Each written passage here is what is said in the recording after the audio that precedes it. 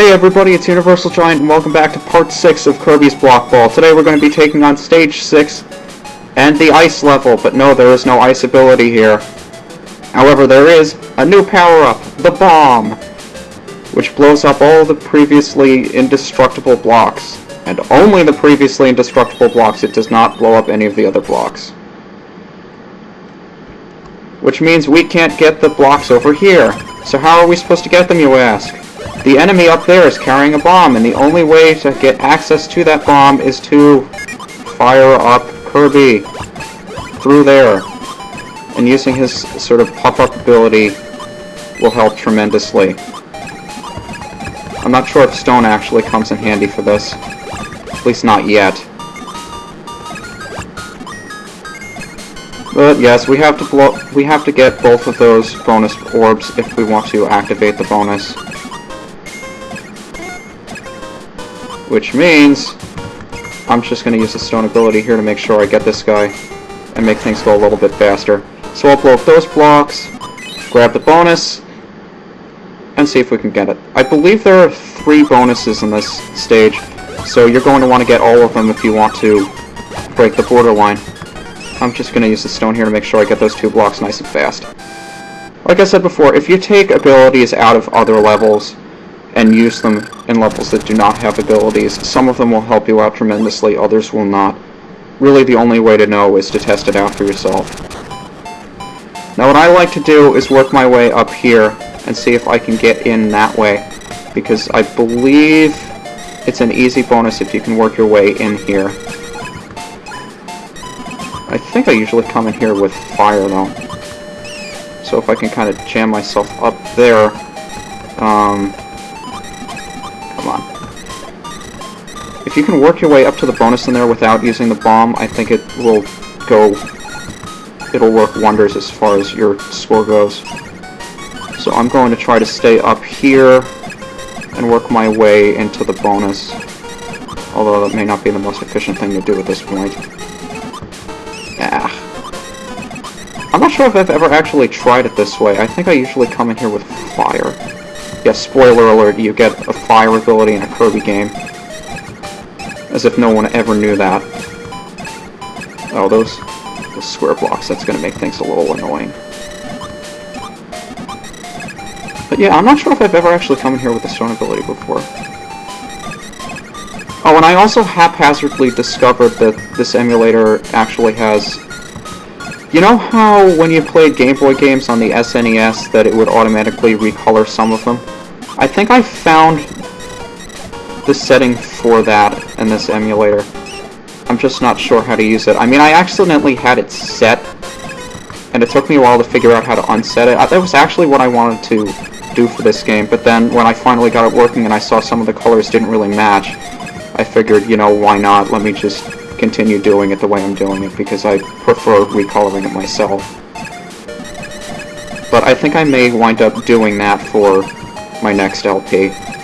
Still undecided as to whether or not I'll do that for Kirby's Dream Land 2. Again, if you have any opinions on the matter, let me know. Kirby is bouncing way too fast for my liking. I'm sincerely hoping that he does not come back down here, because if he does, I don't know what I'm going to do. Should also be careful not to use the stone ability once I'm in that little cage up there, because, well, I would bounce straight through the bottom, and it would take me a while just to get Kirby back up to the top. Okay, it has been way too long. I'm sorry. Kirby, get the hell in there. If I can... There we go. Oh boy! Almost did exactly what I said I didn't want to do.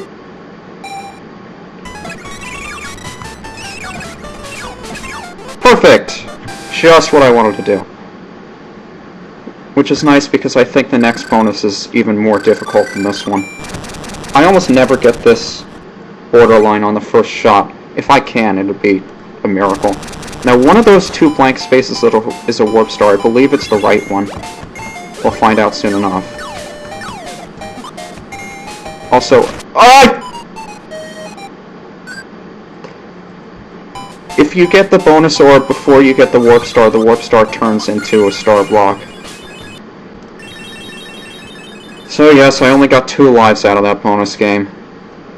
I'm not too proud of myself right now. But this level gives me a lot of trouble, this bonus, because what happens to me is that I usually get the bonus orb before I blow up those blocks up there. The enemy, the Scarfy, has a bomb power-up, and you need to... Well, you don't need to, but it is almost impossible to complete this level without getting that bomb. So you want to do that. And preferably... Well, because you can't do it before you get the bonus orb, I try to clear out all the blocks I can first, because I can almost never get the bomb in time. And this is the bonus I screw up. Come on, Kirby. Bounce the right way. I'm not going to get this bonus because I can't get Kirby to bounce up! Be a lot easier to get... Oh boy. Okay. So this level is going to take much, much longer than I expected it to, because now I have to clear all those blocks out one by one. Super. Come on, Kirby, angle up! That's a little bit better. No, I just undid whatever I did. See, there's the bomb. Ah, now he's finally angled up the way I want him to be. That took forever. But there goes the block. I think this level has a much higher borderline because of the 3 bonuses. I should have checked. But it may be, if memory serves me, 138,000. In which case, I'm honestly not sure if I'll get it or not. But I'll be really upset because I was able to get the first 2 bonuses without a problem. Like I said, this is probably the most difficult borderline for me to get in this game. This and Stage 8. To the few of you that have actually played this game before, which borderline do you think is the hardest to beat if you've actually cleared them all? So I think this one and Stage 8, they both have 3 bonus stages. And obviously you have to clear all of them if you want to have the best chance at beating the borderline. But like always, if I don't do it in this video, I'll just off-screen it. No big deal. So there's an ice dude as the boss for the ice stage. Shocker. I want to leave that shiny block there so I don't accidentally attack this mini-boss from the bottom. I mean, once again, I am extremely methodical about getting all of these star blocks because any point I can get, especially considering I missed a bonus, will do wonders. Because I'm desperate for points right now.